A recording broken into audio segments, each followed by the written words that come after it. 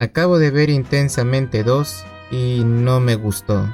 Primero que todo, no me gustó la experiencia de ir al cine, pues esta vez no tenía la sala sola para mí, y eso que fui temprano. Pero bueno, puedo soportar que la sala esté llena de gente.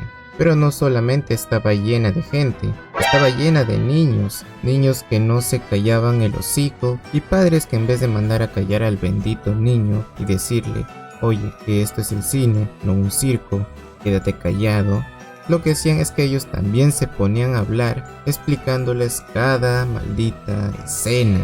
Pero Charlie, es una película para niños, ¿qué esperabas? ¿Que vaya tu abuela?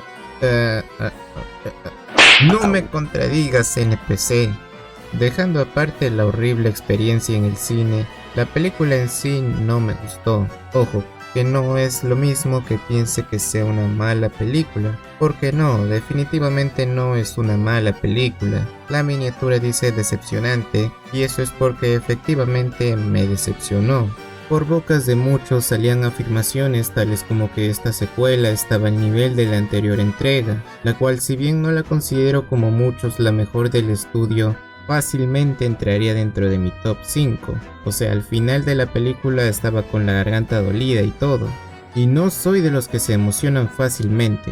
Bueno, yo esperaba volver a experimentar dichas emociones con esta entrega. Esperaba ese momento climático que puede llegar a ser tan emocional como solo Pixar sabe entregar. Lo esperé y nunca llegó.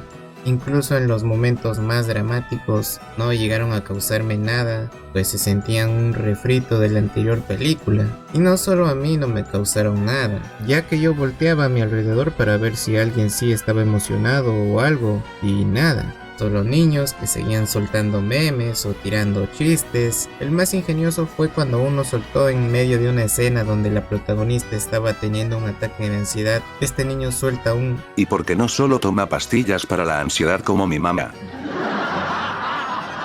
me cagaste la escena, niño, pero fue ingenioso.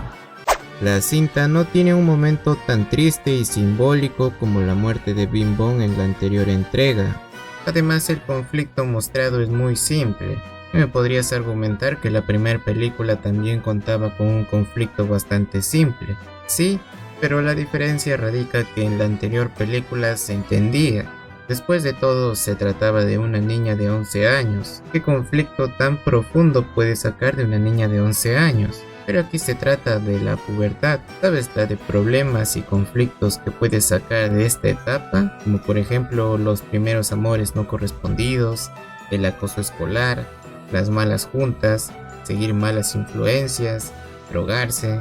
Ok, eso último no, pero pudiste abordar un conflicto más interesante que el mostrado en la película, por lo que me parece que teniendo tantas cosas que pudiste tocar te fueras con un problema tan simple como ay, mis amigas se cambian de escuela, ahora comeré sola en el recreo. Eso fue decepcionante. Además, siento que la película va muy a lo seguro, siendo casi lo mismo que su antecesora, solo que con algunos agregados, como el personaje de ansiedad, nuevo personaje inventado principalmente para vender, ya que saben que hablar de ansiedad está últimamente muy de moda.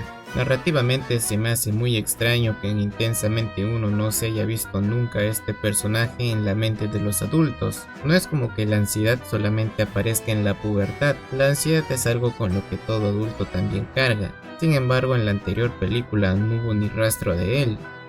Yendo con aspectos más positivos, la animación luce preciosa como es costumbre de Pixar. Para no spoilear, puedo decir que el mensaje es simple y antes visto, pero muy bonito. La comedia abunda, por lo que los niños la disfrutarán un montón, seguramente más que los pubertos, que es a quien la película quiere hablar, pero estoy seguro que si un puberto ve esto se aburrirá mucho, como en mi caso. No es una película hecha para mí, no es algo que sienta que vaya a crecer conmigo como si lo hacen las grandes películas del estudio, como por ejemplo Ratatouille, Los Increíbles o Wall-E. Se queda en un ok, está bueno para pasar un momento en familia y ya está.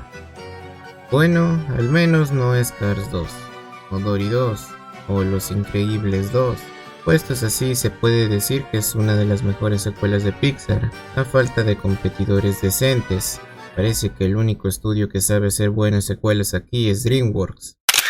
Y para finalizar este corto video, Como calificación le podría dar un 5 de 10. Si tú piensas que es un 6 de 10 o más, bueno, también podría serlo, pero en mi caso, tras analizarla, no he podido sacar nada de suficiente valor como para darle el aprobado. Y no me sirve de excusa que como es una película infantil no puedo ser tan duro, porque la propia Intensamente 1 es mucho mejor, y hay un montón de obras infantiles tanto del estudio Pixar como de otros estudios que han hecho películas infantiles de excelente calidad. Ser infantil no es una buena excusa para no arriesgarte y simplemente copiar algo que ya funcionaba, como lleva haciendo Pixar un montón de tiempo. Vaya, no hace algo malo tampoco, pero tampoco hace algo muy bueno. Y recuerden, 5 de 10 es mediocre, no mala. Pues sé que esta película está recibiendo muchos elogios, y ya se sabe qué pasa cuando criticas al favorito de en turno. Si no es un 9 de 10 o un 10 de 10, automáticamente es una mala calificación y eres un hater que odia todo. Parece que no entienden que un 5 es la media, no una mala calificación. Porque repito, no es una mala cinta. Solo no siento que sea algo que destaque, ni que se vaya a recordar dentro de un tiempo. Yo la definiría como otra exitosa película familiar de Pixar, pero que en este caso creo que logrará triunfar más con los niños que con los adultos. No arriesga y va a lo seguro, copiando en sí una fórmula que, si ya viste unas cuantas películas del estudio, esta no tiene nada nuevo que ofrecerte.